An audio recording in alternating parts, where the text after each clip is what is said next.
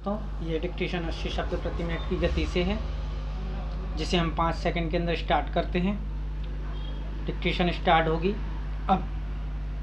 अध्यक्ष महोदय, अभी अभी जो प्रस्ताव हम लोगों के सामने इस सदन में रखा गया है वह सचमुच में एक विचारणीय विषय है। आज हमारे देश की हालत किसी से छिपी नहीं है। हर आदमी जानता है कि देश के कई भागों में वर्षा नहीं हुई। इसके कारण देश के कई हिस्सों में, जिनमें कि बिहार प्रमुख है, अकाल जैसी स्थिति पैदा हो गई है।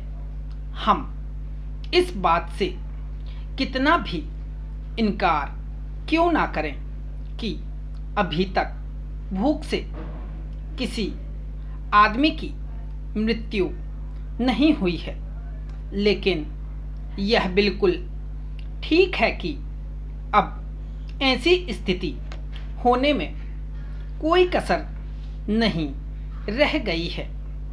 आप यह समझ लीजिए कि किसी दिन भी आपको ऐसा अवसर मिल सकता है कि अमुक स्थान में भूख से इतने आदमियों की मृत्यु हो गई है और इतने पशु समाप्त हो गए हैं। पैरा, मैंने स्वयं इन इलाकों का दौरा किया। करीब करीब हर गांव और कस्बे को देखा है। मैं जहां भी गया हूं वहीं एक जैसी स्थिति देखने को मिली। हर ग्रामवासी के मुंह पर एक ही शिकायत है कि इस साल हमारा क्या होगा। उसके पास अनाज का भंडार समाप्त हो गया है। पशुओं के चारे की व्यवस्था नहीं है।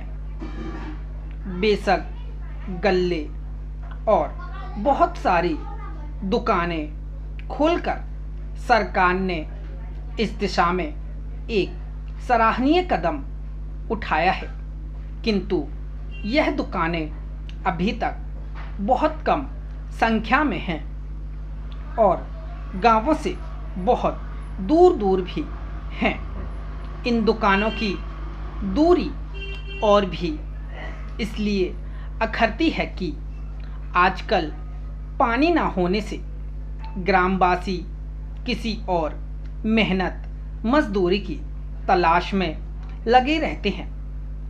ऐसे समय यदि उन्हें अनाज प्राप्त करने के लिए गांवों से मीलों दूर जाना पड़े और उनके आने जाने में ही पूरा दिन समाप्त हो जाए, तो फिर आप ही बताइए वे बेचारे क्या करें। इसलिए जहां हम एक और मेहनत मजदूरी की ओर ध्यान दे रहे हैं कि अनाज की दुकानें खोली जाएं, वहां दूसरी ओर यह भी आवश्यक है कि इन दुकानों की दूरी 1-2 मील से अधिक ना हो। भले ही इसके लिए हमें कुछ अधिक दुकानें खोलनी पड़े। यह एक बहुत ही आवश्यक बात है और हमें इसका ध्यान रखना चाहिए।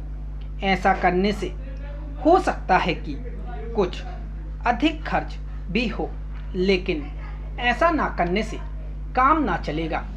स्टॉप। हेलो दोस्तों, कृपया लाइक करें, सब्सक्राइब करें, कमेंट करें।